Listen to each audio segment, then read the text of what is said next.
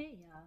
Seeing a post about Human Design Gate 60 prompted a great way for me to explain the concept of our integrated selves. If you don't know about Human Design, then you can Google it, and I do plan to make more videos about it, so just you wait. But I have Gate 60.4 in the unconscious moon position, which this Gate 60 is in the root, and the unconscious moon position is on the red side with the shape of the moon. So this position is related to what moves and drives a person on an emotional level.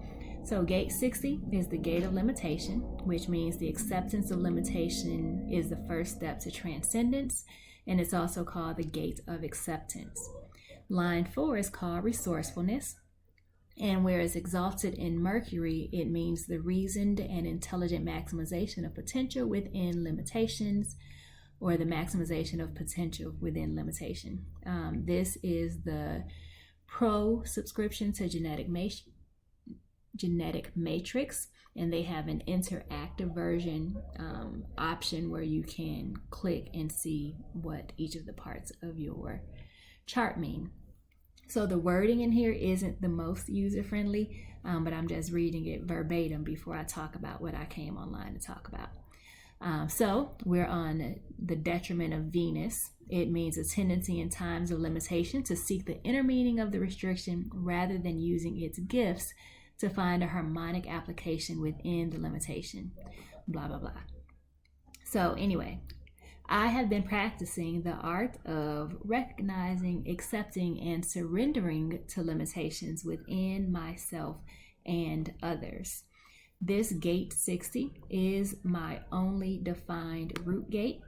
The root is a pressure sensor that makes us feel pressure. So with mine being undefined in white, it means that I may feel amplified and conditioned adrenal pressure energy. So in my not self mind, I would be allowing stress to rule my life by being in a hurry to be free of pressure.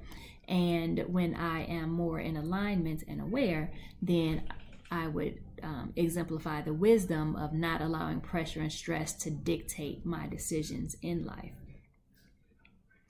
So this reminds me and helps me to remember to relax into the limitation of not having consistent energy. This gate 60 does reach up to my sacral center, which manages our life force energy. So because mine is white, and if I am not in my awareness, then I would get carried away and not know when enough is enough. The wisdom of this center is knowing when enough is enough and actually stopping. And I can only do that if I am being conscious of my actions and paying attention to how my body feels, because my mind will tell me that I can keep going, but I need to pay attention to what my body says, because that is the true litmus test of what is best for me at any given moment. So, as this is the first time I'm expressing this in this way, I will say that I am definitely more aware now of what it feels like to be in alignment with my design side, which I consider my higher self. The black personality side on the right side of your human design chart is who we know ourselves to be. So that's the side of us that we can more easily accept and recognize to be true in ourselves. So if you look at each of the sides separately, you'll see that the statistics change. So I am currently in my integrated chart an emotional manifester with the 6-2 role model hermit. When I look at my design side, which again I consider to be more in alignment with my higher self, this red side does represent the unconscious parts of you that others may see in you, but you don't readily see in yourself. So on the design side, I become a mental projector, and I remain a 6-2. So I will have to experiment to see if I can tap into this higher version of myself more often, and notice if I find more peace when I meet my version of success. Success is the signature theme for a projector, and peace is a signature theme for a manifester, which I am in my integrated self. For me, my version of success is when I help myself and others by saying and doing things in a way that people hadn't been able to see or hear before.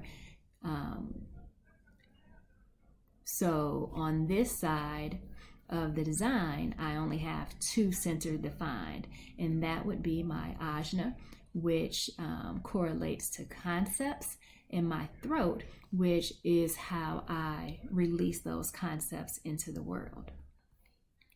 On the personality side, which again reflects what we may be able to see more easily and have more potential to control within ourselves.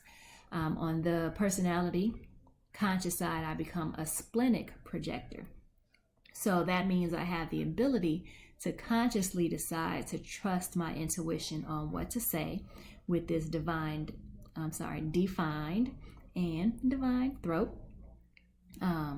Which is why I most often choose not to script what I say, but just ramble and express my in the moment insights that will come from this splenic definition. So if my ajna were consciously defined, then I would probably do better scripting out all of my videos rather than freestyling them in the way that I do. So on the black side, I am a splenic projector. On the red side, I am a mental projector. But because I am an integrated person, my emotional manifestor self does take both of these into account, the unconscious mental projector and the conscious splenic projector. So I believe that I will have success in a way that makes for the peace and ease that I desire when I trust the intuition of my body, which is this left defined side, without filtering through the fears of my mind, which are on the right side. And because I am an emotional manifestor, I should wait for the emotional clarity to initiate and inform those that are impacted by my pending actions, so that I can clear the path toward least resistance of what it is that I am trying to do. So let me know how that explanation works for you, if at all. I look forward to hearing your thoughts in the comments. Bye.